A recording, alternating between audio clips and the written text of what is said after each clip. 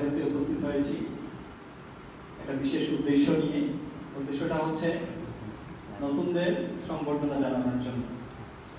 আজকে আমরা বিশেষ করে ইসকনের একটা অঙ্গ সংগঠন রয়েছে, ইসকন ইয়ুথ ফোরাম বা ইসকন যুব গোষ্ঠী, যে সংগঠনটা কৃষ্ণ ভাবনামৃত স্টুডেন্টদের মধ্যে প্রচার করে থাকে এবং এই স্টুডেন্টদের আধ্যাত্মিকভাবে অনুপ্রাণিত করার জন্য, তাদের হৃদয়কে পরিবর্তন করার জন্য নিরলসভাবে কাজ করে যাচ্ছে, নিঃস্বার্থভাবে দিন রাত। এবং সেই উদ্দেশ্যে আজকে আমরা যারা সমবেত হয়েছি, একগুচ্ছ নতুন যুবক যুবতী, আমাদের ভাই বোনরা, তাদেরকে আমরা আজকে অভ্যর্থনা জানাবো। আমরা দেখতে পারি যে আমাদের সমাজে বিভিন্ন ধরনের অভ্যর্থনা জানানো হয় নবীনদের, তাই না? বিভিন্ন অর্গানাইজেশন রয়েছে, কিন্তু এই সংগঠনটা হচ্ছে সম্পূর্ণ ভিন্ন ধরনের সংগঠন। এটা হচ্ছে একটা আধ্যাত্মিক সংগঠন। হয়তো অনেকে ভাবতে পারে যে আজকে আমরা কেন সমবেত হয়েছি এখানে, আমাদেরকে অভ্যর্থনা জানানোর কি প্রয়োজন। তো এই যে সংগঠন যেটা ইসকন ইয়ুথ ফোরাম, এই সংগঠন সবসময় ভাবে যে আমাদের যুবক যুবতীরা যারা আজকে নবীন শিক্ষার্থী, তারা কিভাবে তাদের জীবনকে সার্থক করতে পারে এবং এই হিউম্যান লাইফ অর্থাৎ মানব জন্মকে কিভাবে সার্থক করতে পারে। এই উদ্দেশ্যে প্রতি বছর আমরা মেডিকেল স্টুডেন্টস যারা রয়েছে তাদেরকে আমরা অভ্যর্থনা জানাই। তারই ধারাবাহিকতায় আমরা খুব অল্প সময়ের মধ্যে খুব দ্রুত আমরা আমাদের ওসমানী মেডিকেলের 2-3 স্টুডেন্টদের সাথে আলাপ করলাম যে আমরা কবে প্রোগ্রামটা করতে পারি। তো তারা বললো যে আসলে পরীক্ষা রয়েছে, এর মধ্যে এই শুক্রবারটা হতে পারে, কিন্তু এটা কনফার্ম ছিল না, হয়তো পরীক্ষাটা পিছিয়ে গেছে মেবি। কিন্তু তারপরে যখন ডেটটা জানলাম, আমরা খুব অল্প সময়ের মধ্যে প্রোগ্রামটা অ্যারেঞ্জ করতে হয়েছে। তো আমাদের অনেক টিচার যারা আমাদের সাথে যুক্ত আছেন এবং যারা রিনাউন্ড প্রতিষ্ঠিত আজকে সিলেটে, তো তাদেরকে আমরা আজকে পাচ্ছি না, কারণ সময় সংক্ষেপের কারণে আমরা তাদের সাথে যোগাযোগ করতে পারিনি। কিন্তু তারপরও আমরা যাদেরকে নক করার সাথে সাথে পেয়েছি, এরকম বিশেষ কিছু ব্যক্তিত্ব আমাদের সামনে আজকে উপস্থিত হয়েছেন। তার মধ্যে আমাদের এখানে উনার ফিল্ডে বিশেষ করে অ্যানাটমিতে খুব ভালো উনি পারফরমেন্স দেখাচ্ছেন। এই জন্য আমাদের সিলেট মেডিকেলের যে বিভাগীয় প্রধান অ্যানাটমি ডিপার্টমেন্টের জাকিয়া ম্যাডাম, উনি ওনাকে দায়িত্ব দিয়ে হবিগঞ্জ মেডিকেল কলেজ, যেটা একদম নতুন হয়েছে, ওখানে পাঠিয়ে দেন ওই ডিপার্টমেন্টকে স্ট্রং করার জন্য। দাদা ওখানে যান, গিয়ে ওই ডিপার্টমেন্টকে রিচ করেন এবং তারপর ওনাকে কুমিল্লা মেডিকেল কলেজে প্রমোশন দিয়ে পাঠানো হয়। তো সেজন্য দাদাকে নক করতেই পেয়ে গেছি, দাদা সম্মত হয়েছেন আমাদেরকে একটু সময় দেওয়ার জন্য। আমরা কৃতজ্ঞ প্রাণকৃষ্ণ বসাক স্যারের কাছে। ঠিক তেমনি ভাবে আমাদের মধ্যে রয়েছেন ডাক্তার সুমা সাহা। উনি হচ্ছেন একজন মেডিসিন এবং হরমোন রোগ বিশেষজ্ঞ, এবং শুধু তাই না, উনি আমাদের ইসকনের একজন লিখিত ভক্ত। উনি আমরা ইসকনের ওনাকে সত্য সুন্দরী মাতাজি হিসাবে জানি। মাতাজির অনেক গুণ রয়েছে, মেডিকেল প্রফেশনে উনি অনেক মেধাবী, ওনার কর্মক্ষেত্রে উনি অনেক সুন্দর কর্মযজ্ঞ চালিয়ে যাচ্ছেন। এই আধ্যাত্মিকতার মাধ্যমে যদি আমাদের জীবনকে প্রস্ফুটিত করতে পারি, তাহলে যেমন আমরা আমাদের কর্মক্ষেত্রে সফল হব, ঠিক তেমনি ভাবে আমাদের ব্যক্তিগত জীবনে আমরা সুখী হব, আনন্দিত হব এবং শান্তি লাভ করব, এবং পরিশেষে আমাদের এই যে মানব জন্ম, এটাকে আমরা সার্থক করতে পারবো। তো সেজন্য আজকে আমরা প্রভুদের কাছ থেকে অনেক নির্দেশনামূলক কথা শুনবো এবং পরিশেষে আপনাদের কাছ থেকেও কিছু রিয়েলাইজেশন আমরা শুনবো যে আপনাদের আজকে এই প্রোগ্রাম আপনারা কতটা সিরিয়াসলি নিলেন, এবং আমরা যে ক্লাসগুলো সামনে শুনবো, আমি আশা করবো আপনারা সবাই সুন্দরভাবে অত্যন্ত মনোযোগের সাথে এই সময়টা, অল্প সময়, আমরা অল্প সময়ের মধ্যে আজকে প্রোগ্রাম শেষ করবো। যদি আমরা খুব সিরিয়াসলি একটু সময় আমাদের অন্য সকল চিন্তা ভাবনাকে একটু পজ রেখে শুধুমাত্র আমাদের 100% কনসেন্ট্রেশন আজকের এই ক্লাসের দিকে দিই, তাহলে আমার মনে হয় এই ক্লাস শেষে আমরা অনেক কিছু আমাদের সাথে নিয়ে যেতে পারবো। আমি আজকে এই শ্রী শ্রী রাধা মাধব মন্দিরে শ্রী শ্রী রাধা মাধব জগন্নাথ বলদেব সুভদ্রা মহারানী নৃসিংহদেব পঞ্চতত্ত্ব শ্রীল প্রভুপাদ সহ সমস্ত আচার্যদের কাছে প্রার্থনা করছি, আজকে আমরা যারা এখানে সমবেত হয়েছি, আমরা যাতে আমাদের মানব জন্ম সার্থক করতে পারি। সবার কাছ থেকে আমরা আশীর্বাদ চেয়ে আমার সংক্ষিপ্ত বক্তব্য এখানে শেষ করছি। হরে কৃষ্ণ। ধন্যবাদ সবাইকে।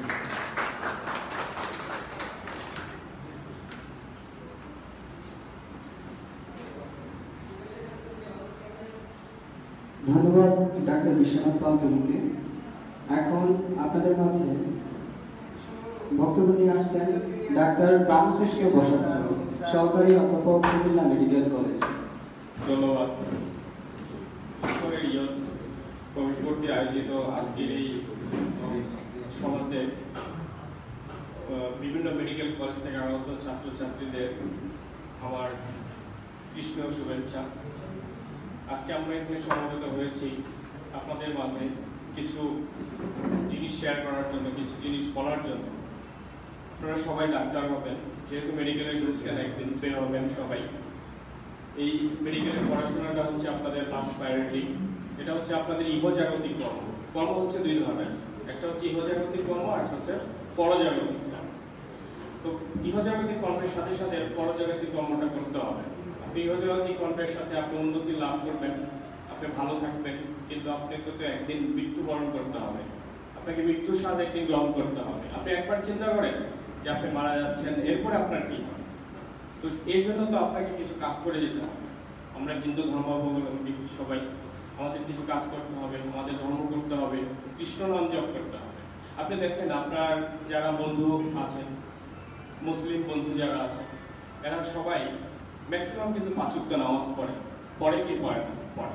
এরা নামাজের সময় সবকিছু বন্ধ করে দেয়। আপনি বাসে ওঠেন, দেখবেন আপনার বাস বন্ধ করে দিচ্ছে, তারা বাস থেমে ওখানে তারা নামাজে যাচ্ছে, নামাজ পড়ার পর বাসটা চালাচ্ছে আবার এসে। এরা যদি পায়, আমরা কেন পারবো না? Why not doing?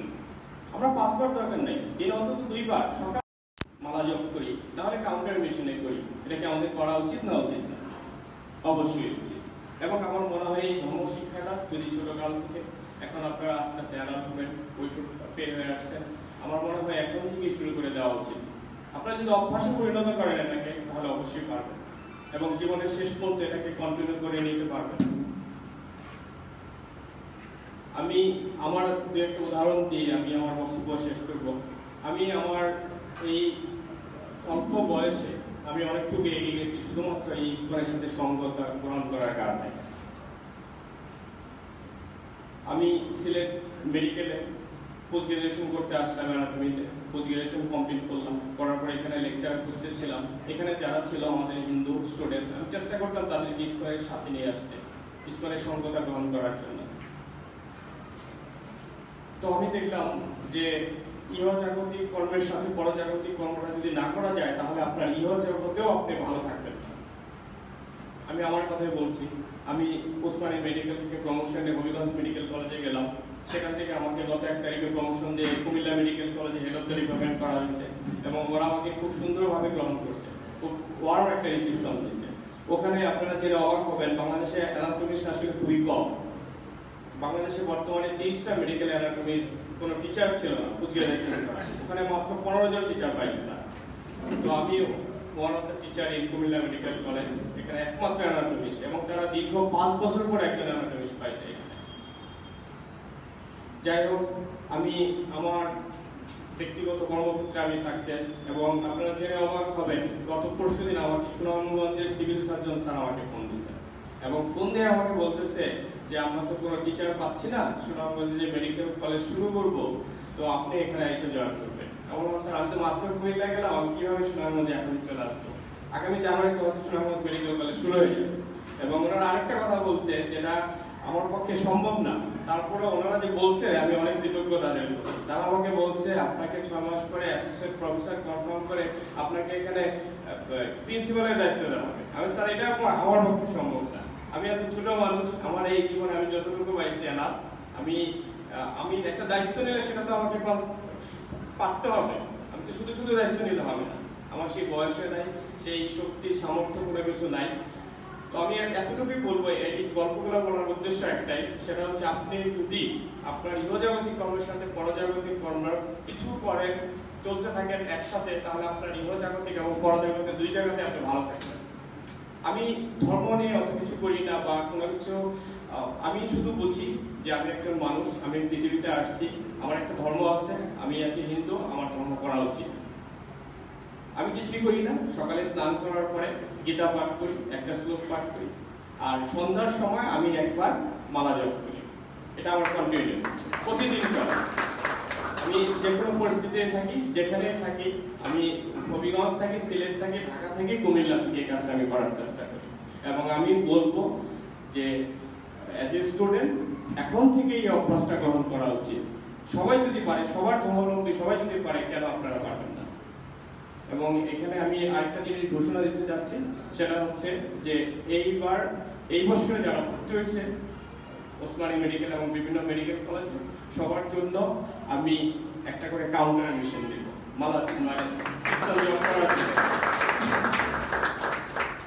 এবং আপনারা ইসকনে আসবেন।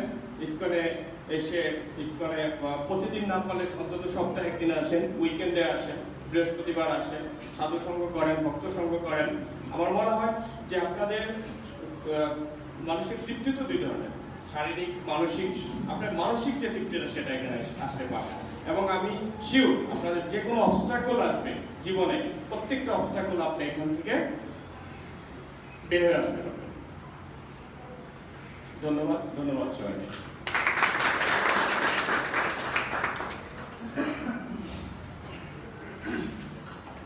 হরে কৃষ্ণ। ধন্যবাদ ডাক্তার প্রাণকৃষ্ণ বসাক প্রভু মূল্যবান বক্তব্য দেওয়ার জন্য। উনি বলেছেন কিভাবে এই ম্যাটেরিয়াল ওয়ার্ল্ডে থেকে স্পিরিচুয়াল সাইডে কিভাবে মানে উন্নতি করা যায়, দুটার যে ভারসাম্য ওই ব্যাপারে বলছেন। তো এখন আপনাদের সামনে ইতিমধ্যে উপস্থিত হয়েছেন ডাক্তার এন.কে. সাহা, অধ্যাপক ও বিভাগীয় প্রধান, প্যাথোলজি বিভাগ, Sylhet M A G. Osmani medical college, এবং ডাক্তার অরুণ কুমার বৈষ্ণব, আবাসিক সার্জন, সার্জারি বিভাগ, Sylhet M A G. Osmani medical college. তো আমি এখন অনুরোধ করব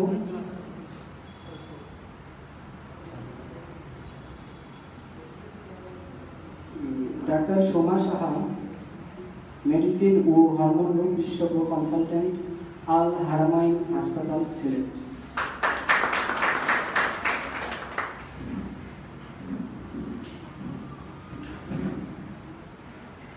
সবাইকে অভিনন্দন এবং কৃষ্ণপ্রীতি। হরে কৃষ্ণ।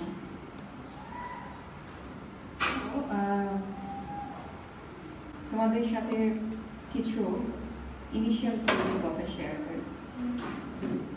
আমি মিডফোর্ডের স্টুডেন্ট। তো আমি যখন ছোটবেলায় মিডফোর্ডের ওই রাস্তা দিয়ে পাস করতাম, তো পাস করার সময় মনে হতো যে এত নোংরা একটা হসপিটাল, এই হসপিটালে মানুষ পড়ে। তো মনে হতো যে আমি যদি চান্স পাই, যদি ডাক্তারি পড়তেই হয়, তাহলে আমি টিএমসি দেবো। কিন্তু লাক বাই চান্স সলিমুল্লাহ মেডিকেলে আমাকে পড়তে হলো এবং 5টা বছর সেখানেই কাটাতে হলো। তারপরে পোস্ট গ্রাজুয়েশনও সেখানে। এরপর মেডিকেল লাইফের সাথে আমার ভর্তি জীবন অনেকটাই জড়িত, কারণ মেডিকেল প্রফেশনে এত চড়াই উতরাই এবং এত ফ্রাস্ট্রেশন। এই ফ্রাস্ট্রেশন থেকে ইসকন টেম্পলে যাওয়া এবং সেইখান থেকে একজন শুদ্ধ বৈষ্ণব, তার সান্নিধ্যে আমরা ভক্তি পথে যোগদান করি। তো এখানে এই দুটো কথা বলার উদ্দেশ্য হচ্ছে যে আমরা অনেক সময় অনেক কিছু চিন্তা করি, কিন্তু আমাদের চিন্তা ভাবনা আর আমাদের ভবিষ্যৎ সবকিছুই পূর্ব নির্ধারিত। এবং আমরা কখন ভগবানের শরণাগত হই? ভগবান বলেছেন আর্ত, অর্থার্থী, জিজ্ঞাসু ও জ্ঞানী, এই 4 প্রকারের ব্যক্তি আমার শরণাগত হন। তো আমরা যখন আরতি প্রকাশ করি, আমরা যখন কোনো বিপদে পড়ি, তখন ভগবানের শরণাগত হই। যদি আমাদের কোনো অর্থ লাভের ইচ্ছা হয়, তখন আমরা ভগবানের শরণাগত হই। কেউ যদি খুব জ্ঞানী হন, তিনি ভগবানকে জানেন, সেটা জেনে ভগবানের শরণাগত হন। অথবা কারো মনে যদি জিজ্ঞাসা থাকে যে ভগবান কে, ভগবান কেমন, ভগবান কি, সেই জানার উদ্দেশ্য নিয়ে আমরা অনেক সময় মন্দিরে আসি। তো আপনারা পরম সৌভাগ্যবান এবং আমি বলবো যে আপনারা অবশ্যই পূর্বজন্মের সুকৃতি প্রাপ্ত, যে কারণে আজকে আপনারা অনেকের মধ্যে আপনারাই শুধুমাত্র ইসকনে আসতে পেরেছেন এবং ইসকনের পরম ভক্তদের সান্নিধ্য পাচ্ছেন। এবং এখান থেকে ভবিষ্যতে আপনাদের জীবনকে শুধু এই জড়জাগতিক কৃতকর্ম নয়, পারমার্থিক কৃতকর্মেও আপনারা উত্তরোত্তর বৃদ্ধি পাবেন এবং ইসকনের সাথে আপনারা সবসময় যোগাযোগ এবং আত্মার বন্ধন দিয়ে আপনারা বাধিত হবেন। এই গেল আমাদের এই জড়জাগতিক কৃতকর্ম এবং নিত্য দৈনন্দিন কর্ম। আরেকটা বিষয় আপনাদের সাথে একটু শেয়ার করি। কিছুদিন আগে আমার পিতা গত হয়েছেন। তো ওনার গত হওয়ার বিষয়টা এরকম, উনি সকালবেলা এক্সারসাইজ করছিলেন, এক্সারসাইজ করতে করতে উনি হঠাৎ করে খারাপ লাগছে এবং আমি দেখলাম যে ওনার হার্ট ফেলিওর হয়ে গেছে অল অন আ সাডেন। আমার হাতে কিন্তু সব ধরনের চিকিৎসা আমি জানি যে কিভাবে কি করলে উনি এই ফেলিওর থেকে রিকভারি করবেন, কিন্তু ইনস্পাইট অফ হ্যাভিং দ্যাট উনি আর রিকভারি করেননি। At the end of 7 minutes, he has been expired. তো এটাই হচ্ছে চরম বাস্তবতা যে আমাদের এই মেডিকেল শিক্ষা আমরা গ্রহণ করছি আমাদের এই জীবন জীবিকা চালানোর জন্য, এবং আমরা মানুষের এই দেহকে কিছুটা হলেও স্বস্তি প্রদান করার উদ্দেশ্য নিয়ে। কিন্তু পরম সত্য হচ্ছে যে আমরা যত যাই করি নাই কেন, আমাদের যত জ্ঞানী থাকুক না কেন, আমরা কিন্তু এই পৃথিবীতে ক্ষণকালের অতিথি। এখন আপনাদের মাঝে বক্তব্য নিয়ে আসছেন ডাক্তার অরুণ কুমার বৈষ্ণব, আবাসিক সার্জন, সার্জারি বিভাগ, Sylhet M G Usmani medical college. Hare Krishna. তোমরা আসলে ভাগ্যবান যে ফার্স্ট ইয়ারে এসে ইসকনের মন্দিরে চলে আসতে পারছি। আমি আসলে ভক্তি জগতে এত বেশি অগ্রসর না। আমি আপনারা যারা আসছেন সবাই বুঝতে পারতেছে যে ইসকনের সবাই আসলে ভক্ত, আমি ইসকনের ভক্ত না, ঠিক আছে। কিন্তু আমার ভালো লাগে, আমি এই মেডিকেলে উসমানী মেডিকেলে আমি ভর্তি হয়েছিলাম 1990 সালে, তখন আমাদের জন্মহানের কারণ। তো আমি আবাসিক সার্জন হিসেবে আছি। মাত্র আমার বলছিল প্রভু গতকালই শুনতেছে, আমি মাত্র ওটি থেকে চলে আসছি।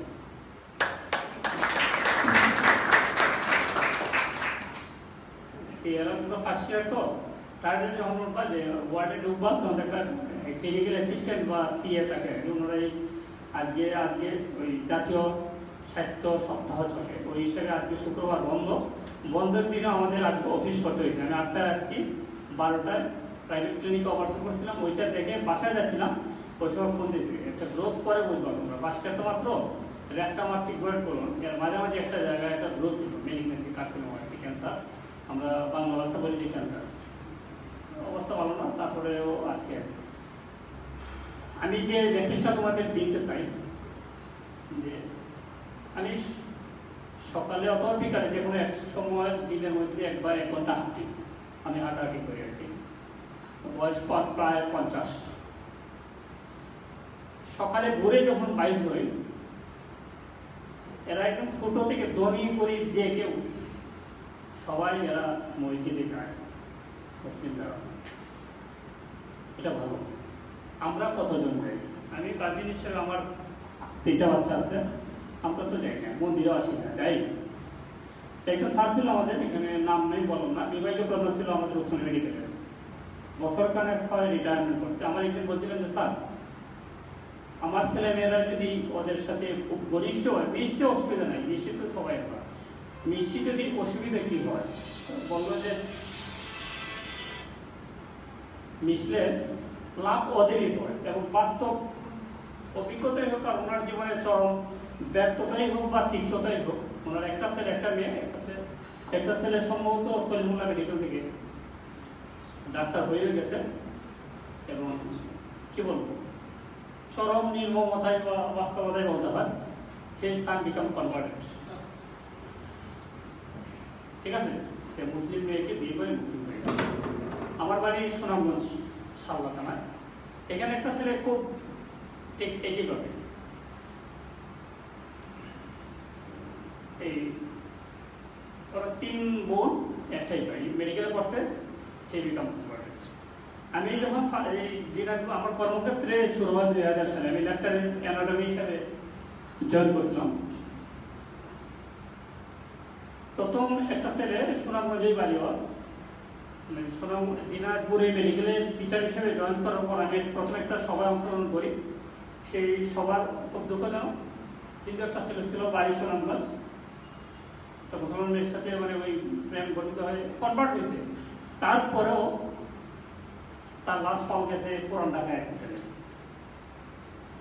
আমি যে জিনিসটা তোমরা যে আমি হয়তো ওনাদের আসলে আনছে যে ওই ইসকনের কথা বলার জন্য আমি আসলে বললাম যে ইসকনের ভক্ত না, আমাকে ক্ষমা করবেন।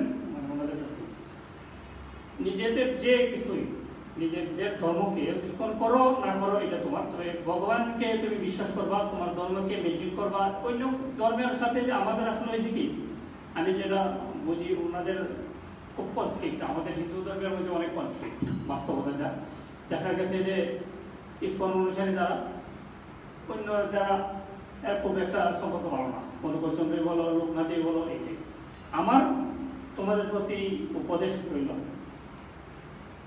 এর মধ্যে ইসকন বেটার। আর ইসকন আমার কাছাকাছি হয় কি, আমার হাসপাতালটা তো বোঝাই, আমার রুম ছিল কিনা তোমরা, নতুন বিল্ডিং এ 1 নম্বর রুম, সার্জারি বিভাগে আমার রুম। ভগবানের কৃপায় অনেক ভালো পোস্টে আছে পুরো হাসপাতালে। অনেকটা আমরা 2-4 মেডিকেল, উসমান মেডিকেল হাসপাতালে চালাই আমি জানি। এই জন্য এখন আমার যে অনুভূতি হয়েছে 50 বছর বয়সে বা 45 বছর বয়সে, আমি অফিসে ঢোকার আগে একবার আমি প্রণাম করে দিই ইসকনের মন্দির কাছে থাকায়। হ্যাঁ, আমি জানি না হ্যাঁ এটা আমি রাখতে পারি কিনা, যে হয়তো আমার ভগবানের কৃপায় প্রমোশন হয়ে যেতে পারে, হইলে আমি ইয়ে করি যে অন্য জায়গায় যদি পোস্টিং হয় আমি ইসকনের বা এই একটা মন্দিরে পাবো কিনা।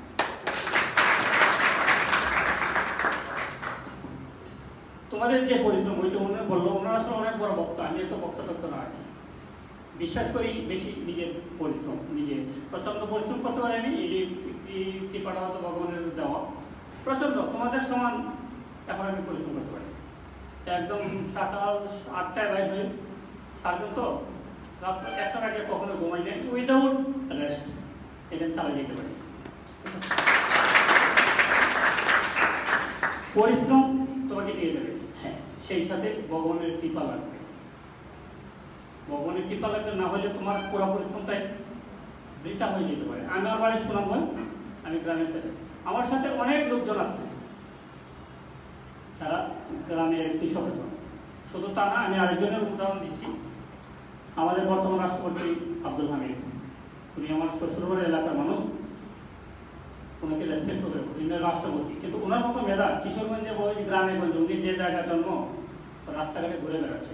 ভগবানের যদি কৃপা না হয়, উনি তোমরা জানো যে উনি এক বক্তৃতা বলছিল যে উনি ঢাকা ভার্সিটিতে ভর্তি হইতে গেছিল, ওনার যোগ্যতাও নাই, কিন্তু আজ উনি সারা বাংলাদেশের সব বাংলাদেশের যে কোনো ভার্সিটির উনি চ্যান্সেলর। উনি ব্যক্তিগতভাবে খুব সাদা, এই গত মাসে ওনার সাথে আমার সাক্ষাৎ হয়েছে। এমনভাবে উনি এত সিম্পল, হয়তো ভগবানের মেবি উনি মুসলিম, কিন্তু মানুষ তোমাদের প্রতি উপদেশ থাকবে, তোমরা পরিশ্রম করবে যদি সময় পাও। ইসকনে আসবা বা যে কোনো মন্দিরে, গীতা যদি মনে করো আমাদের হিন্দু ধর্মের শ্রেষ্ঠ ভোগ, তুমি স্টাডি করতে পারো। যদি আমি করি না, এটা আমার ব্যর্থতা।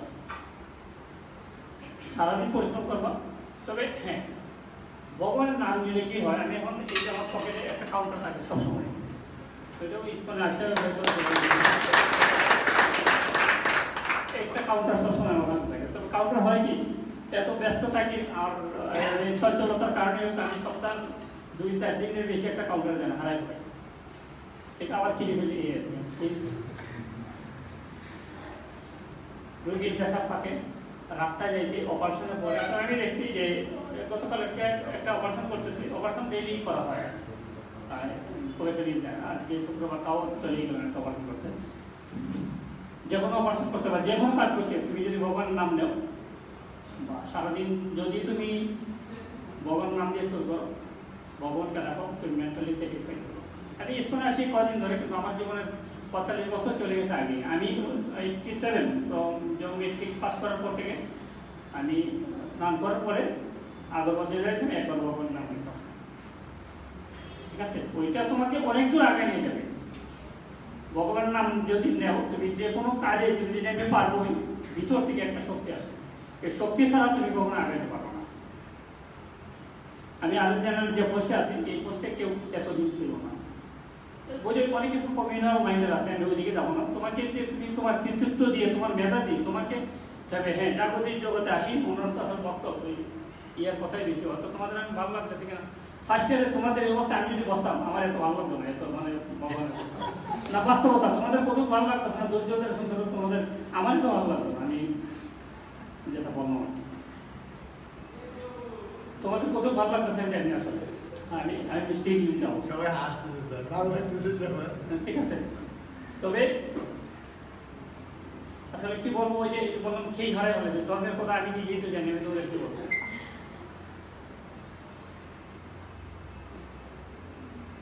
তোমাদের জন্য যে জাগতিক যে উপদেশটা দিতে চাই এটা মনে রাখবা, আমরা মাইনরিটি। তোমাকে যদি উপরে উঠতে হয়, কম্পিটিটিভ হইতে হবে, তোমাকে প্রমাণ করতে হবে এদের চেয়ে আসলে তুমি ভালো। যেমন আরএস এই পোস্টটা খুব একটু ঝামেলা, ওরা সবাই জানে, আমার স্যার আছে। ও কম্পিটিশন করে অনেকগুলো কম্পিটিটিভ থাকে এই পোস্টটার জন্য, তো আমি পেয়ে গেছি। হ্যাঁ, আমার এক স্যার আছে মুসলিম, উনি শ্রাবণ ভক্ত দোলা, উনি আমাকে পছন্দ করেন, যে কারণে প্রেসিডেন্টের কথা বললাম। এই হিসাবে ওনার সাথে একটা যোগসূত্র আছে, হয়তো এই জন্য অনেকদিন ধরে আছে, কেউ সরাইতে পারতেছে না। তোমাদের যে উপদেশটা দিচ্ছি পরিবেশন করতেই হবে এখন থেকে, যে সাবজেক্টে হোক, যে সাবজেক্ট তোমার ভালো লাগে। হ্যাঁ, আরও বলে তোমরা যে ডাক্তারি বলতে যদি পড়তে আসছো, মা বাবার কথা, ভাই বোনের কথা তোমার পছন্দ হয় না, কেউ বলবো এটা সাইডে চলে যাও। যদি ভালো না লাগে তো এটা চলে যাও, এখনই চলে যাও। আর যদি পড়তেই হয় এখন থেকে মনে করতে হবে যে আমাকে পরিবেশন করতে হবে। পরিবেশন করার সাথে সাথে তোমাদের যে ইন্টারনেটের যুগ, তুমি তোমার ওয়ে খুঁজে বার করো, বাংলাদেশে থাকবে না বিদেশে দেখো, ওয়ার্ল্ড ইজ ওপেন। এটা হলো জাগতিক উপদেশ তোমাদের। যদি মেডিকেলের কেউ ভালো না লাগে, অনেকে আছে, আমার স্টুডেন্ট দিনাজপুর মেডিকেলে আমি পড়াইছি অ্যানাটমি প্রায় 5 বছর। একটা মেয়ে মুসলিম চলে গেল মেডিকেল, একটা হিন্দু মেয়ে চলে গেছে। যদি ভালো না লাগে, জোর করে মা বাবার কথা, তুমি তোমার যে সাবজেক্ট ভালো লাগে তুমি এটা পড়বা। তবে উপদেশ থাকবে 2-4 জন ওদের সাথে কম্পিটিশন দিয়ে ইউ শো ইউর এবিলিটি। এবং পজিশন মেডিকেলে যদি পড়ো, কোন সাবজেক্টে আমি চয়েস করছিলাম থার্ড ইয়ারে যখন হচ্ছে, আমার একজন স্যার ছিল হাসান স্যার, ডি হাসান চৌধুরী, দেখবো ওনার মামা ছিল, আমার মামা ডি রাজা চৌধুরী, ওনার ইন্সপিরেশনে আমি স্যার হয়েছি। এইগুলো জাগতিক উপদেশ। আর ধর্মীয় উপদেশ আসলে আমি নিজেই তো খুব একটা জানি না বা ভক্ত না, খুব একটা ভালো বলতে পারতেছি না, ওনারা ভালো বলতেন। তবে হ্যাঁ, তুমি যদি ভগবানকে, আমি যেটা এখন শান্তি পাচ্ছি আর কি, ভগবানকে আমি প্রত্যেক দিন অফিসে ঢোকার আগে আমি আগে 7টা একটা প্রণাম করে যাই, আমার দিনটা ভালো লাগে। আমি ফিল মানসিক শান্তি, তো তুমি ফিল যদি করো যেটা ভালো লাগে এটাই করো। কয়েকটা জিনিস তোমাদের এই উপদেশ। আর জীবন সঙ্গী হিসাবে চয়েস করতো ভগবানের কৃপা, সাবধান, ওইটা অনেক বড়। কতগুলো জিনিস এটা পাইতাম, তুমি যদি একবার ভুল করো জীবনে, ইট উইল নেভার রিকভার। ঠিক আছে, ভালো লাগতেই পারে অনেক, সবার এদের সাথে চলবো না। এদের মধ্যে অনেক ভালো বন্ধু আছে। আমাদের হিন্দুদের মধ্যে যে এমন না যে সব হিন্দুরা ভালো মানুষ, আমাদের হিন্দুদের মধ্যে আরো হিংসা আরো বেশি। তোমার ব্যক্তিগত স্যার আমার সিনিয়র, উনি আরো বলতে পারবেন। আমাদের হিন্দুদের মধ্যে যে একজন একজনকে সাহায্য করবে, এটা খুব কমই। আমি ধর্মীয় কথা আমি খুব কমই জানি, এইটুকুই বলবো। পড়ালেখা করবো, সাথে ভগবানের নাম নেবো। আমি ঘুমাইবার আগে ভগবানকে স্মরণ করে একবার ঘুমাই, ঘুম থেকে ওঠার পরে যখন পাটা বাড়াবো ভগবানের নাম দিয়ে দেবে। এইটুকুই আমার ধর্মীয়। খুব একটা কিছু জানি না আসলে, বলা যায় অনেক কত। তোমাদের তো, তোমরা তো অনেক লাকি যে ফার্স্ট ইয়ারে চলে আসছো ভগবানের নামে।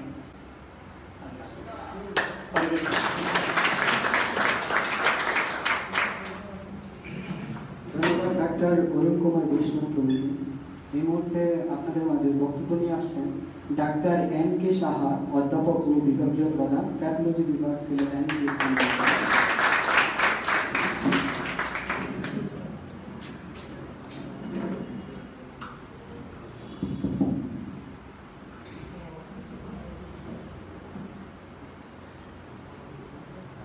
প্রথম বর্ষের ছাত্রছাত্রী, সবাই প্রথম বর্ষে,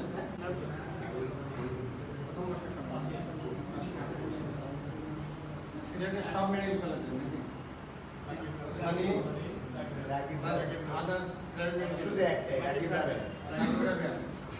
ইচ্ছে নাই ওমেন্স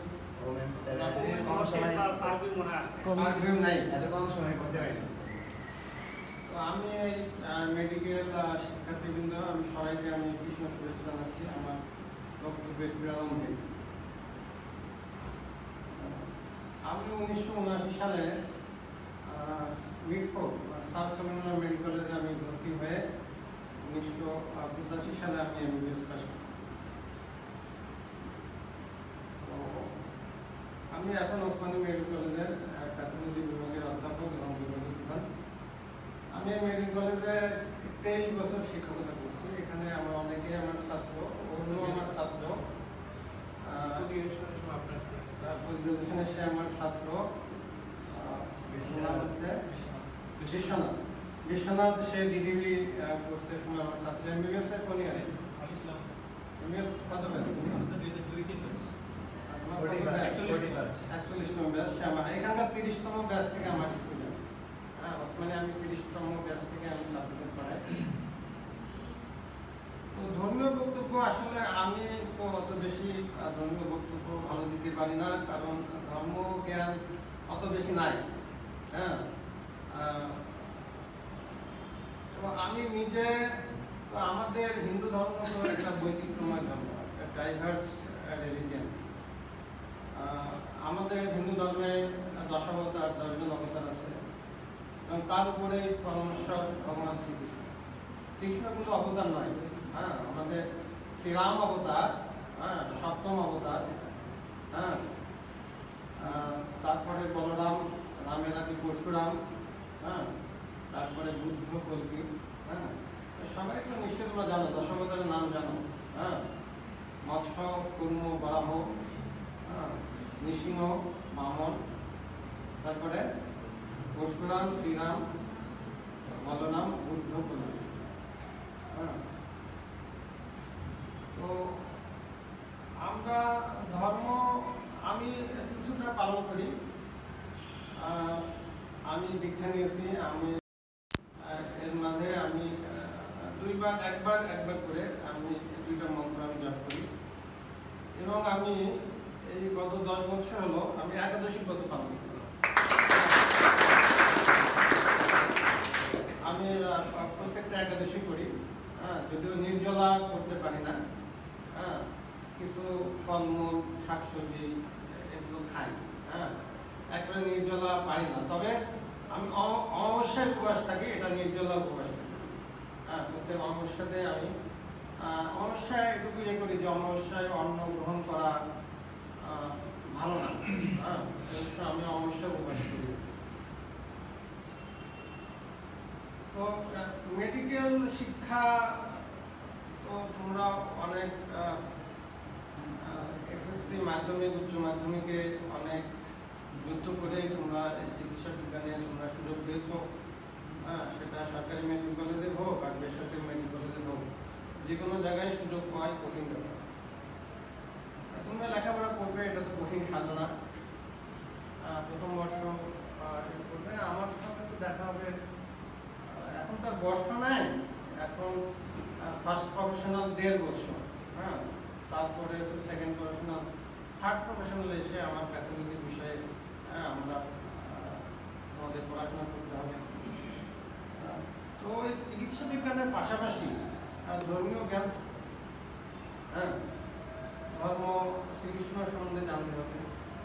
আমাদের ধর্মে শ্রীরাম, হ্যাঁ, আমাদের অনেক ধর্মগ্রন্থ আছে, আমাদের গীতা আছে। হ্যাঁ, গীতা মহাভারতের নির্যাস।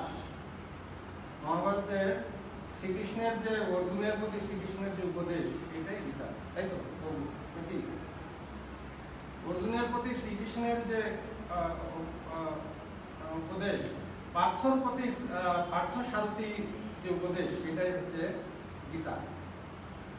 তাছাড়া আরো অনেক ধর্মগ্রন্থ আছে, রামায়ণ আছে, মহাভারত আছে, বেদ আছে। হ্যাঁ, তো ভগবানকে লাভ করার অনেকগুলো পথ আছে, অনেকগুলো যোগের মাধ্যমে আমরা ভগবানকে লাভ করা যায়।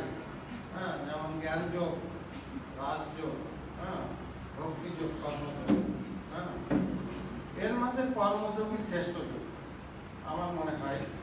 এই সংসারে থেকে আমি কর্ম এবং আমি ভগবানের নৈকট্য লাভ করবো, সান্নিধ্য লাভ করবো, এটাই মনে হয় আমাদের শ্রেষ্ঠ যোগ নাকি? বিশ্বনাথ কি বলতো? হ্যাঁ, path of action, হ্যাঁ, path of devotion, path of knowledge and জ্ঞান যোগ, path of knowledge, path of concentration, Rajyoga. হ্যাঁ, এর ভিতরে মনে হয় কর্মযোগী শ্রেষ্ঠ যোগ। আমি সংসারে থেকে যদি ভগবানকে ডাকতে পারি, হ্যাঁ, তাহলে এটাই মনে হয় সবচেয়ে বড় ধর্ম। আর আমরা তো এই জড় জগতে, আমাদের এই ফিজিক্যাল ইনঅ্যানিমেট ওয়ার্ল্ডে আমাদের ভগবানকে ডাকা ছাড়া কোনো পথ নাই। আর আমরা তো সংখ্যালঘু। হ্যাঁ, আমাদের ধর্ম হিন্দু ধর্ম, আমি হিন্দু ধর্ম বলি না, আমাদের ধর্ম হচ্ছে বৈদিক ধর্ম। হ্যাঁ, আমরা হিন্দু, কিন্তু আমাদের ধর্ম হচ্ছে বৈদিক ধর্ম। হ্যাঁ, আমরা বৈদিক ধর্ম। তো আমাদের এই সমাজে চলতে হলে আমাদের ধর্ম পালন এটা অনিবার্য। ধর্ম পালন না করলে আমার পূর্ববর্তী বক্তারা বিভিন্ন রকম বলে গেছেন যে আমাদের শিক্ষা জীবনে এসে অনেকভাবে তারা ধর্মান্তরিত হয়ে যায়। হ্যাঁ, তো আমরা কেন ধর্মচর্চা করবো?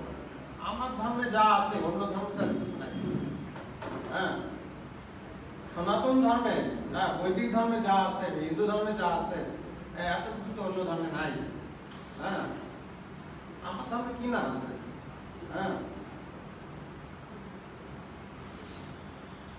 ভারতবর্ষে কি না আছে? হ্যাঁ, মহাভারতে কি না আছে? সবই আছে।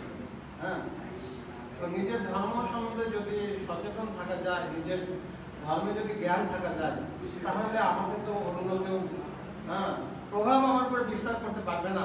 আমি অন্য কারোর দ্বারা আমি মানে আকর্ষিত হব না। হ্যাঁ, তো আমার নিজের জায়গায় আমাকে ঠিক থাকতে হবে, আমার ধর্ম জ্ঞান থাকতে হবে। হ্যাঁ, তারপরে তো আমার কর্ম করতে হবে। হ্যাঁ, চিকিৎসা বিজ্ঞানে তোমরা তো চিকিৎসা হবে। হ্যাঁ, তোমরা স্নাতক ডিগ্রি অর্জন করবে। স্নাতক আমার অরুণ বলে গেছে, স্নাতক হলে এখন হবে না। হ্যাঁ, স্নাতকোত্তর ডিগ্রি একটা লাগবে চিকিৎসা বিজ্ঞানে। হ্যাঁ, চিকিৎসা সেবা দিতে হলে শুধু এমবিবিএস ডিগ্রি হবে, স্নাতক পর্যায়ে জ্ঞান দিয়ে হবে না। এই জন্য স্নাতকোত্তর ডিগ্রি অর্জন করতে হবে। তো লেখাপড়া সেইভাবে করতে হবে, তার পাশাপাশি ধর্মীয় জ্ঞান অর্জন করতে হবে। হ্যাঁ, ইস্কন মন্দিরে আমি আসি, আমি প্রায় আসি, রেগুলার আসি না, মাঝে মধ্যে আসি, প্রণাম করি, ভালো লাগে, ভগবানকে ডাকি। তো তোমাদের প্রতি আমার উপদেশ, আমাদের ধর্মে তোমাদের একনিষ্ঠতা রেখে তোমরা পড়াশোনা করবে।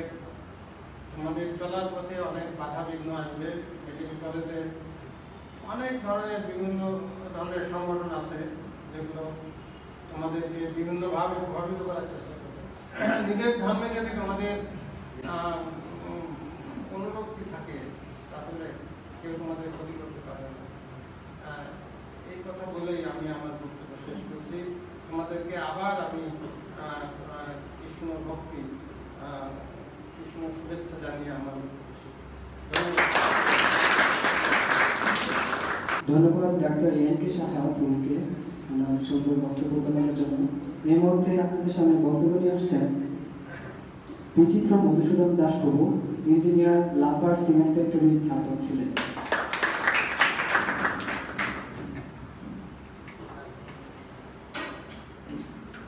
হরে কৃষ্ণ। সকলকে একটি শুভেচ্ছা, অভিনন্দন এবং এখানে আসার জন্য ধন্যবাদ। সবচেয়ে প্রথমে আমি সবাইকে ধন্যবাদ জানাচ্ছি এবং অভিনন্দন জানাচ্ছি সবাই মেডিকেলে সার্ভিসে এই উপলক্ষে এবং সবাইকে অভিনন্দন জানাই। প্রভু এখন বলেন বিভিন্ন যোগের কথা বলছেন, আপনারা সবাই শুনেছেন যে কর্মযোগ, তারপরে জ্ঞান যোগ, তারপরে ধ্যান যোগ আছে, এরপরে ভক্তি যোগ। তো এখন এটা কিন্তু ভগবান একটা অর্জুনের একটা প্রশ্নের উত্তরে বলেছিলেন যে যদি কেউ এই যোগে ভ্রষ্ট হয় বা ধরেন যোগ যদি শেষ করতে না পারে তাহলে তাদের কি হয় গতি। হ্যাঁ, এরকম একটা কথা ছিল। তো এখানে কিন্তু ভগবান অর্জুনকে বলেছিলেন যে যারা কি হবে পরবর্তী, আমাদের তো আমরা সনাতন ধর্মাবলম্বী, আমরা কিন্তু পরজন্ম বিশ্বাস করি কিনা? পরজন্ম বিশ্বাস করি সবাই, আমরা কিন্তু পরজন্ম বিশ্বাস করি। বলছে পরজন্মে কি হবে, তারা হয়তো ধনী পরিবারে জন্মগ্রহণ করবে, অথবা খুব সৌন্দর্য ঐশ্বর্যশালী হবে, অথবা খুব সুন্দর চেহারা নিয়ে বা এরকম জন্মগ্রহণ হবে, অথবা খুব বিদ্বান হবে এরকম। হ্যাঁ, এরকম একটা রকম যে তারা খুব বিদ্বান হবে। তো আপনারা অবশ্যই বাংলাদেশের মেডিকেল স্টুডেন্ট অবশ্যই এটা বেস্ট ইন ক্লাস স্টুডেন্ট, মানে সবচেয়ে বেস্ট স্টুডেন্ট হলো মেডিকেলে পড়ে। এখন পর্যন্ত এটা বেস্ট স্টুডেন্ট মানে কি আপনারা বাংলাদেশের best quality student, best in class student. তো এখন এখান থেকে কি বলা যায় যে আপনারা অবশ্যই বিদ্যান এবং ভগবানের কথা অবশ্যই সত্য যে গীতায় ভগবান বলছেন যে তারা পরবর্তী জন্মে বিদ্যান হয়ে জন্মগ্রহণ করেন। তার মানে আপনারা অবশ্যই আপনাদের পূর্বজন্মের স্বীকৃতি ছিল এবং সেই জন্য এরকম ভালো ব্রিলিয়ান্ট স্টুডেন্টের জন্মগ্রহণ করেছেন এবং একটা মানে আপনার চান্সও পেয়েছেন মেডিকেলে, অনেক আছে মেডিকেল চান্স পেন, অনেক ভালো স্টুডেন্ট আছেন। তো এটা অবশ্যই একটা আপনাদের পূর্বজন্মের একটা স্বীকৃতি আছে। তো আরেকটা জিনিস দেখেন, আমরা কিন্তু এই জন্য জন্মগত হবে আমাদের কিন্তু সনাতন যারাই আছে সবাই কিন্তু কোনো না কোনো ভাবে আমরা ধর্মীয় মানে যেটাই বলে না আমেরিকানরা কি বলে আমরা বলি যে ওরা ধর্ম মানে না, কি বলে দেখেন ডলারে লিখে রাখে ইন গড উই ট্রাস্ট, লিখে রাখি না। মানে আমরা কিন্তু সবাই ধর্মে আমরা সিমিলারলি যারা আছে আমাদের সনাতন ধর্মে সবাই কিন্তু ইন গড উই ট্রাস্ট করি না, তাই না? এবং আমরা কিন্তু সবাই কোনো না কোনো ভাবে কোনো মন্দিরে যাই। দেখবেন আপনার যেখানে ছোটবেলা থেকে কিন্তু কোথাও না কোথাও সবাই সাথে অ্যাটাচ, কোনো মন্দিরে যাই। ইভেন আমরা যেহেতু স্টুডেন্ট সবাই আমরা নিশ্চয়ই সরস্বতী পূজা করেছি কোথাও স্কুলে হোক কলেজে হোক, এবং আমরা দেখবেন যে যেদিন সরস্বতী পূজা করছে এদিন কিন্তু অবশ্যই অনেক ভালো লাগে, লাগে কিনা? লাগছে না? যেন উপবাস থাকি, এবং এমন না যে পরের দিন বা তারপরের দিন পরীক্ষা, তারপরে যে সরস্বতী পূজা যখন আসে ঠিকই কিন্তু আমরা সরস্বতী পূজা উদযাপন করি বা উপবাস থাকি, এবং সেদিন আমাদের কেমন লাগে? অনেক ভালো লাগে, তাই না? খুব ভালো লাগে। তো সিমিলারলি দেখেন এখানে আমাদের ইসকনে একটা সুযোগ আছে, দেখুন আমাদের প্রায় দিন অনুষ্ঠান হয় এখানে, দেখুন ইসকনে বিভিন্ন প্রোগ্রাম থাকে। প্রভু যে বললেন যে উনি আসে ওনার সকালে প্রণাম করে যান, ওনার অনেক ভালো লাগে। তো সিমিলারলি আপনার মেডিকেলে আমি জানি মানে দেখেছি মেডিকেলে অনেক কঠিন পড়ালেখা, মানে অনেক মানে পরিশ্রম, মানে এটা আনলিমিটেড, মানে বিভিন্ন আইটেম থাকে, বিভিন্ন পরীক্ষা টরীক্ষা থাকে যেটা মানে খুব পরিশ্রম। পোস্ট গ্রাজুয়েশন প্রোগ্রাম যেটা এটা অনেক টাফ, মানে পড়ালেখার বিষয়। তো আপনারা অবশ্যই অনেক পড়ালেখা নিয়ে ব্যস্ত থাকবেন, বাট যেটা প্রভু বললেন যে সকালে ধরেন আমার কিছু মনে হয় কি সিম্পল যে ধরেন আপনারা পড়ালেখা অবশ্যই করবেন। পড়ালেখা এখন যেহেতু আমাদের মেডিকেল বলছেন এটা হচ্ছে আপনাদের মেইন টার্গেট হলো ভালো রেজাল্ট করা, ভালো করে পোস্ট গ্রাজুয়েশন করা, ভালো কিছু মানে পরিষদ সেবা করা। সেই সাথে মানসিক শান্তি, যেটা নিজেদের মানসিক শান্তি তো অবশ্যই দরকার।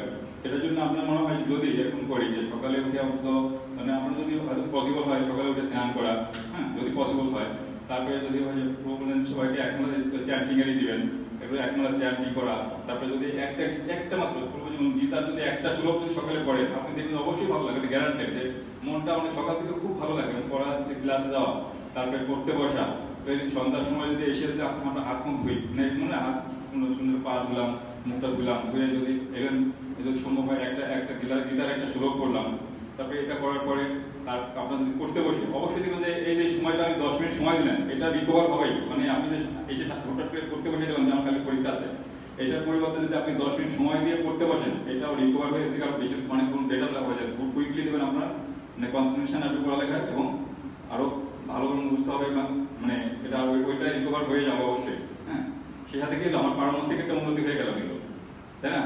তো আপনারা এটা করার চেষ্টা করবেন, আমার কাছে মনে হয় এটা অবশ্যই মানসিক শান্তি লাগবে এবং ভালো লাগবে।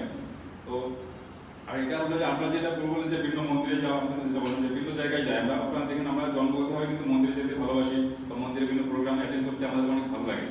তো এখন সেই সাথে আমরা কেন ইসকনে আসবো? এখন আপনাদের দুইটা জিনিস, একটা হলো ইসকন তো আপনাদের কাছে কাছে লাগবে হোক, উইমেন্স মেডিকেল হোক, আর ওসমানীতে একদম লাগবে সাথে, মানে সবচেয়ে বড় বিশাল সৌভাগ্য যে এটাই আমরা মন্দিরে চলে আসতে পারি যখন তখন সকাল বিকাল ইচ্ছা করলে চলে আসতে পারি। তো আর সাথে এটা হবে যেটা অবশ্যই ভগবানের মন্দিরে এসে প্রণাম করবেন, প্রণাম করলে বা একটু বসে থেকে যদি বসেও থাকেন সামনে তাও দেখবেন মানসিক একটা অনেক প্রশান্তি আসবে। আর ইসকনের একটা সুবিধা হলো আমিও প্রথম থেকে কিন্তু এরকম মানে প্রথমে আমি ইসকনে এরকম যেতাম না, ওর থেকে আমি প্রথমে গিয়েছে, তারপর আমি সাথে সাথে ফলোয়ার ছিলাম আর কি, গিয়ে দেখছি প্রভুরা আমাকে অনেক এরকম সুন্দর মানে মন্দিরের সাথে আমি ইসকনের ডিফারেন্স আমি নিজে ফিলিং যেটা যে ধরেন অন্য জায়গায় গেলে আমরা কি করি যে একটা প্রণাম করি অথবা কিছু প্রসাদ দিল তাই নিয়ে চলে আসলাম, কোনো কিন্তু কারোর সাথে কোনো কথা বলি না, কথা বুঝে আর কোনো বলে না। কিন্তু ইসকনে আসলে দেখুন যে বিভিন্ন সময় প্রভুরা ডেকে নিয়ে বসায় বা বিভিন্ন আধ্যাত্মিক যে উন্নতি বা কিভাবে ভালো জিনিসগুলো আমাকে বলে নাকি, এবং প্রসাদ তো পাওয়ানি, আমরা প্রসাদ পেয়ে একটা লাইনে এসেছি। তারপরে আপনার অনেক সময় যেটা হয় না চ্যান্টিং করলে আপনি বলেন যে চ্যান্টিং করলে ওই সময় অনেক বন্ধুরা এই করতে পারে হাতের মধ্যে নিয়ে এটা কি করি সেরকম করতেছে, এরকম অনেক সময় বলে না। এটা দেখবেন যে একটা পরে কিছুই হবে না। আমি যেমন আমার কিছু এখানে শেখা আছে, আমি প্রথম যখন চাকরি জয়েন করছি ওরা তখন বলে কি আপনার এই চুলটা লম্বা কেন, প্রথমে দিকে বলছে মানে এটা ওরা হাতে ধরে দেখে বিভিন্নভাবে করছে। এখন কিন্তু আরো অনেক রেসপেক্ট করে এটা নিয়ে, মানে কোনো তো বলেই না, ওরা খুব এটা নিয়ে আরো ভালোই করে। তো এটা আপনার কোনো ইস্যুই না। তো তো এটা আমার সর্বশেষ আপনারা এখানে যেহেতু কাছাকাছি মানে সৌভাগ্যবান এবং সুকৃতি সম্পন্ন, তো আপনারা সবাই আমি আগ্রহভাবে আসবেন মন্দিরে, প্রভুর সাথে কথা বলবেন, মন্দিরে শোভাগণের এখানে জন্য প্রার্থনা করবেন বা প্রণাম করে গেলেন, বা এরকম যেটা সুসমলে প্রতিদিন গীতার মানে একটা শ্লোক করলেন, দেখবেন অবশ্যই অনেক মানসিক প্রশান্তি আসবে। এবং এটা আপনাদের পড়ালেখা দিয়ে কোনো রকম কোনো ইয়ে হবে না যে মানে সময় ই হয়ে গেল, মানে এটা বরং আরো রিকভার হয়ে যেমন আপনার মানে কি বলবো, যেটা মানে আরো মুখস্থ হওয়ার জন্য দ্রুত আপনি চেষ্টা করে দেখেন, একদিন চেষ্টা করে দেখবেন যে নর্মাল যখন বাইরে থেকে আসলেন হঠাৎ করে হাত মুখ না দিয়ে পড়তে বসে গেলেন একটা ইস্যু, আর একদিন দেখবেন যে সুন্দর করে মানে হাত মুখ ধুয়ে গীতার একটা শ্লোক করে তারপর পড়তে বসেন। দুটোর মধ্যে পার্থক্য আপনারা দেখবেন, তাহলে এটা হবে আপনার বুঝতে পারবেন যে একটু পার্থক্যটা গেছে। সবাইকে আবার ধন্যবাদ জানাই এবং সবাই এখানে আসবেন আপনার করে শেষ করি। Thank you. ধন্যবাদ বিচিত্র মধুসূদন দাস প্রভুকে। এখন আপনাদের মাঝে বক্তব্য নিয়ে আসছেন নির্জন মিত্র প্রভু, সিনিয়র সহকারী জজ, সিলেট জজ। জয় শ্রীকৃষ্ণ চৈতন্য শ্রী অদ্বৈত গদাধর শিবাসাদি গৌরবৃন্দ। হরে কৃষ্ণ কৃষ্ণ কৃষ্ণ হরে হরে, হরে রাম রাম রাম হরে হরে কৃষ্ণ। আসলে অনেক আলোচনা হয়েছে, আর ওনারা সবাই আমার সিনিয়র সব দিক দিয়ে। আমি আসলে বলতে চাচ্ছি যে আপনারা দুইজন ব্যক্তির নাম সবাই শুনেছেন, এক হচ্ছে মহাত্মা গান্ধী, আরেকজন হচ্ছেন ডক্টর APJ আবুল কালাম আজাদ। শুনেছেন না? ওনারা দুইজন, আপনি যদি আবুল কালাম আজাদের জীবনী পড়েন তাহলে দেখবেন উনি কিন্তু প্রত্যেকদিন গীতা পড়তেন। আর মহাত্মা গান্ধী, ওনার সঙ্গে দুইটা জিনিস বলা হতো, মানে প্রচলিত আছে যে দুইটা জিনিস থাকতো। এক হচ্ছে উনি কিন্তু জানেন তো উনি বারের ল ব্যারিস্টারি, এইটা কিন্তু অনেকেই জানে না, উনি কিন্তু বারের ল কমপ্লিট করছেন এবং মহাত্মা গান্ধী কিন্তু ব্যারিস্টার ছিলেন। হ্যাঁ, ওনার বগলে একটা গীতা থাকতো। আর উনি কি করতেন? ছাগল নিয়ে যেতেন, একটা কথা প্রচলিত আছে। আর সবসময় উনি ছাগলের দুধ পান করতেন। তাহলে এই ডক্টর আবুল কালাম আজাদ উনি কি কম কর্মব্যস্ত এবং উনি কি ওনার কর্মক্ষেত্রে কম প্রসিদ্ধ? এবং ওনার যদি জীবনী আপনারা পড়েন অনেক অনুপ্রাণিত হতে পারেন। আমি ওনার জীবনী পড়েছি, ওখানে দেখছি যে উনি ঘুম থেকে উঠতেন 3:30 4টার দিকে, উঠে স্নান করতেন। অত্যন্ত দরিদ্র পরিবারে ছিলেন উনি, কিন্তু ওনার মেধা ছিল অত্যন্ত প্রখর। এই জন্য একজন টিচারের কাছে কয়েকজন স্টুডেন্ট ফ্রি পড়তো, তার ভিতর হচ্ছে উনি। প্রতিদিন উনি ভোরে উঠতেন, উঠে স্নান করতেন, তারপরে পত্রিকা নিয়ে এসে পত্রিকা বিক্রি করতেন। পত্রিকা সব বাড়ি বাড়ি পৌঁছে দিয়ে আবার এসে কি উনি ওনার হচ্ছে আবার ক্লাস পড়ালেখা যা সবগুলো করতেন। কিন্তু এই আবুল কালাম আজাদ পরবর্তীতে ভারতের রাষ্ট্রপতি। একটু আগে বলেছিলেন যে রাষ্ট্রপতি, আমাদের যে সংবিধান আছে বাংলাদেশের, People's Republic of Bangladesh, the constitution of the People's Republic of Bangladesh, বাংলাদেশের 1 নম্বর ব্যক্তি কিন্তু কে? রাষ্ট্রপতি, প্রধানমন্ত্রী না। কিন্তু যে কোনো জায়গায় আপনারা যখন যেমন হচ্ছে 16ই ডিসেম্বর বলেন, 21শে ফেব্রুয়ারি বলেন, 26শে মার্চ বলেন, যখন খেয়াল করবেন যে যখন ফুল দেওয়া হয় তখন কিন্তু প্রেসিডেন্ট আগে দেয়, তারপরে দেয় প্রাইম মিনিস্টার। সংবিধান অনুযায়ী রাষ্ট্রপতি 1 নম্বর ব্যক্তি বাংলাদেশে। আবুল কালাম আজাদ কিন্তু রাষ্ট্রপতি ছিলেন। আর ওনার যে জীবনী, এইটা থেকে আমরা অনেক অনুপ্রাণিত হতে পারি। মহাত্মা গান্ধী, ওনার নেতৃত্বে ভারত স্বাধীন হয়েছে। তাহলে যেমন বঙ্গবন্ধু শেখ মুজিবের নেতৃত্বে আমরা কি বাংলাদেশ পেয়েছি। মহাত্মা গান্ধী অহিংস আন্দোলন, এবং উনি যখনই সমস্যায় পড়েছেন তখন কি হয়েছে, গীতার যে কোনো একটা পেজ বের করে নিয়ে উনি সমাধান খুঁজে পেয়েছেন। আসলে আমরা যখন কোনো একটি জিনিস কিনি, যেমন আপনি যদি একটা নতুন মোবাইল কিনবেন, তাহলে মোবাইলটা কিভাবে চালাতে হয় এটা জানবেন না, আপনার সঙ্গে একটা ম্যানুয়াল দিয়ে দেওয়া হয় না? এটা যদি আপনি আগে থেকে জানেন পড়ার দরকার নেই, আর যদি না জানেন তাহলে এই ম্যানুয়াল দেখে আপনি অপারেট কিভাবে করতে হয় এইগুলো জানেন। আসলে শ্রীমদ্ ভগবদ গীতা হচ্ছে আমাদের জীবনের একটি ম্যানুয়াল। আমাদের জীবন কিভাবে আমরা পরিচালিত করব, প্রতি ক্ষেত্রে কিভাবে পরিচালিত হবে, সবকিছু এই শ্রীমদ্ ভগবদ গীতার মধ্যে বলা আছে। একটু আগে বলা হয়েছে যে আমরা জন্মান্তরবাদে বিশ্বাসী। ভগবদ গীতার 2য় অধ্যায় ভগবান বলছেন জাতস্যহি ধ্রুবম মৃত্যু ধ্রুবম জন্ম মৃতস্য, যার জন্ম হয়েছে তার মৃত্যু অপরিহার্য, এবং যার মৃত্যু হয়েছে তার জন্ম কিন্তু অপরিহার্য, যতক্ষণ না পর্যন্ত আমরা ভগবত ধামে ফিরে যাচ্ছি।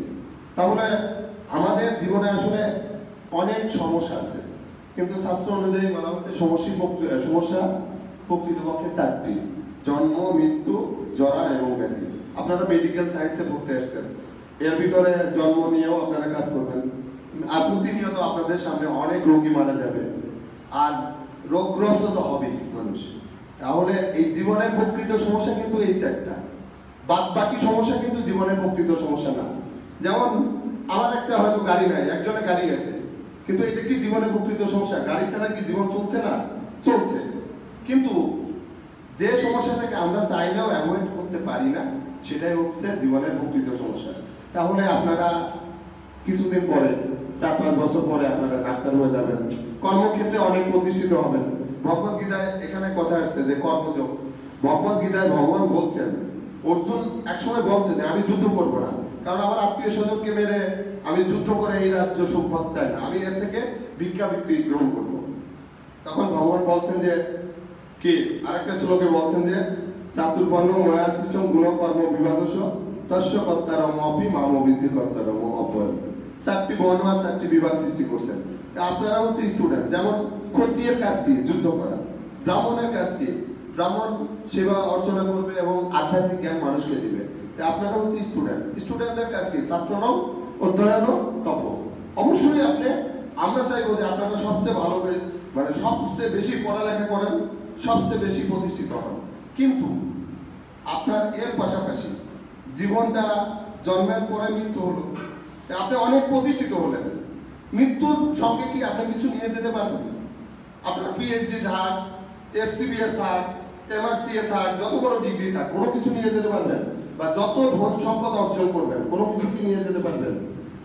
তাহলে আপনি এই যে যেগুলো অর্জনের জন্য এত চেষ্টা করছেন, তাহলে আপনার এইগুলো কিন্তু সম্পদ। হ্যাঁ, অবশ্যই এটা দরকার আছে, জীবন চলার জন্য এইগুলোর দরকার রয়েছে, কিন্তু এর পাশাপাশি যেটা আপনার প্রকৃত সম্পদ, সেটা কি অর্জন করার দরকার নেই? অবশ্যই দরকার রয়েছে। আপনারা অবশ্যই, আমি বিশ্বাস করি যে অত্যন্ত মেধাবী বলেই প্রভু আগে বলেছে যে যারা মেডিকেলে পড়ে অত্যন্ত মেধাবী। আপনাদের আমাদের যে গীতায় আমরা একটা এখন ক্লাস করছি, এখানে বলা হচ্ছে যারা অত্যন্ত মেধাবী তারা কিন্তু কৃষ্ণ ভক্ত হয়। শাস্ত্রের কথা, এটা আমার কথা না, ভগবান নিজে ভগবত গীতায় বলেছেন। আর যেহেতু এটা ভগবানের নিশ্চিত মুখ নিশ্চিত বাণী, এটা অবশ্যই সত্য, এটা নিয়ে কোনো সন্দেহ নাই। সর্বশেষ আমি বলতে চাই যে আপনারা অবশ্যই আপনাদের যে পড়ালেখা সেটি অত্যন্ত সুন্দরভাবে করবেন এবং অত্যন্ত প্রতিষ্ঠিত হন। এর পাশাপাশি আমার বিনীত অনুরোধ, একটা রেলগাড়ি 2টা পাতের উপর দিয়ে চলে না? একটা পাত যদি আপনার মানে নষ্ট হয়ে যায়, তাহলে ট্রেনটা পড়ে গিয়ে অ্যাক্সিডেন্ট ঘটে না? আসলে আমাদের জীবন যদি আমরা এই 2টা পাতের সঙ্গে তুলনা করি, তাহলে কিন্তু জীবনটা সুন্দর হতে পারে। আপনার একটা হচ্ছে জাগতিক পড়ালেখা প্রতিষ্ঠা, আর একটা হচ্ছে আধ্যাত্মিক। তাহলে কি হবে? আপনি অনেক ডিগ্রি অর্জন করলেন, মরার সঙ্গে সঙ্গে সেগুলো থাকলো, কিন্তু আরেকটা পথ যেটা আধ্যাত্মিকতা, এই জ্ঞানটা, এবং এর মাধ্যমে যদি আপনারা ভগবানকে সেবা করেন, ভগবানের সন্তুষ্টি বিধান করতে পারেন, তাহলে আপনার মানে জন্মের পরেও পরবর্তী যে জন্মান্তর বাদ অনুযায়ী পরবর্তী জন্ম তো আপনার সুন্দর হবে। যদি আপনি ভগবত ধামে একবার নাও যেতে পারেন, অন্তত পরবর্তী জন্মে আমাদের বহু বলেছে যে কোথায় জন্ম হবে? ধনী পরিবারে, অথবা অত্যন্ত আপনি বিদ্বান হবেন, সুন্দরী হবেন, অর্থ থাকবে, এইরকম কথা বলা আছে। তা আমি বিশ্বাস করি আপনারা যেহেতু অত্যন্ত মেধাবী, আর মেধাবীদের জন্য শ্রীমদ্ ভগবত গীতা। সো আপনারা বিনীত অনুরোধ, আপনারা অন্তত পড়বেন, এটা পড়েন এবং কিছুটা হলেও জীবনে প্রয়োগ করবেন। আর প্রভু আরেকটা কথা বলেছেন, আমাদের অরুণ কুমার বৈষ্ণব প্রভু, অত্যন্ত আনফর্চুনেটলি একটা কথা বলছি, যে আমাদের সঙ্গে সিলেট 2008 সালের পরে সিলেটে একটা হিন্দু মেয়ে মাত্র আমাদের সার্ভিসে এসেছে, মানে এই বাংলাদেশ জুডিশিয়াল সার্ভিসে জয়েন করছিল। এই মেয়েটা কিন্তু কনভার্টেড হয়ে গেছে। হ্যাঁ, তাহলে এই কথাগুলো কিন্তু বাস্তব কথা। এবং আমি যখন ঢাকা ভার্সিটিতে পড়ি, আমার মনে আছে যে জগন্নাথ হলের পাশেই শামসুনারায়ণ সাতক্ষীরার একজন ভদ্রলোক, উনি ওই ওনার উপজেলায় বেস্ট টিচার। ওনার একটাই মেয়েটা শামসুন্নাহার হলে থাকে, পরে কনভার্টেড হয়ে গেছে, বাবা আসছে বলছে আমি তোমাকে চিনি না। তা আপনারা যদি নিজের ধর্মটাকে জানেন তাহলে অন্তত এইগুলো হওয়ার সম্ভাবনা থাকবে না।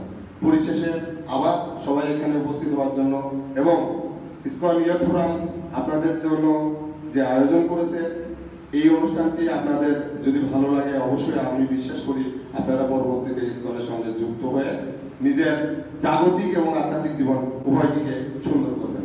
সবাইকে অসংখ্য ধন্যবাদ।